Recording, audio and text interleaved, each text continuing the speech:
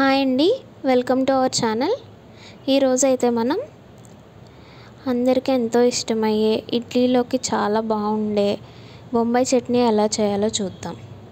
దీనికి ముందుగా ఒక ప్యాన్ తీసుకుని అందులో 2 టేబుల్ స్పూన్ ఆయిల్ వేసుకుని 1 స్పూన్ మినప్పప్పు, 1 స్పూన్ ఆవాలు, 1 స్పూన్ జీలకర్ర వేసి ఒకసారి ఫ్రై చేయండి.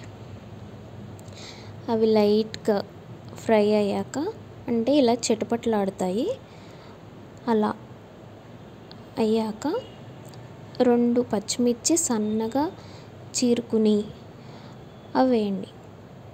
ఆ తర్వాత 2 ఎండుమిర్చి, నెక్స్ట్ ఒక రెబ్బ కరివేపాకు వేసి మళ్ళీ ఒకసారి ఫ్రై చేసుకోండి.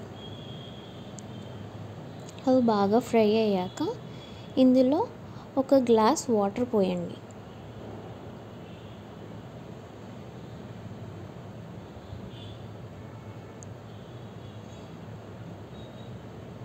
వాటర్ ఎక్కువే పడుతుందండి, మళ్ళీ చిక్కబడిపోతుందని చెప్పి నేను 1 గ్లాస్ వాటర్ తీసుకున్నాను. ఇందులోనే పసుపు, తగినంత ఉప్పు వేసుకుని ఒకసారి మిక్స్ చేసుకోండి. ఈ వాటర్ బాగా మరగనివ్వండి.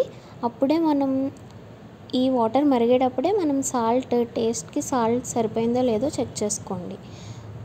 తర్వాత 1 స్పూన్ శనగపిండి తీసుకుని దాంట్లో వాటర్ పోసి పల్చగా కలుపుకోండి. ఆ పల్చగా ఉండలు లేకుండా బీట్ చేసుకున్న దాన్ని దీంట్లో వేయండి.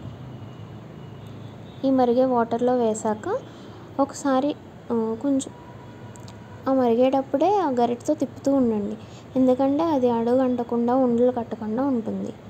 అలా తిప్పుతూ ఉండండి. కట్ చేసిన కొత్తిమీర కొంచెం వేసుకోండి, టేస్ట్ చాలా బాగుంటుంది, ఫ్లేవర్ ఇస్తుంది. అలా బాయిల్ అయ్యేటప్పుడు ఒకసారి కన్సిస్టెన్సీ చెక్ చేసుకోండి. ఆ కన్సిస్టెన్సీ వస్తే సరిపోతుంది. అంతే, వేడివేడి ఇడ్లీలో ఈ బొంబాయి చట్నీ వేసుకుని తింటే ఒక 1/2 డజన్ ఇడ్లీలైనా తినేయచ్చండి. చాలా బాగుంటుంది. ఒకసారి మీరు కూడా ట్రై చేసి కమెంట్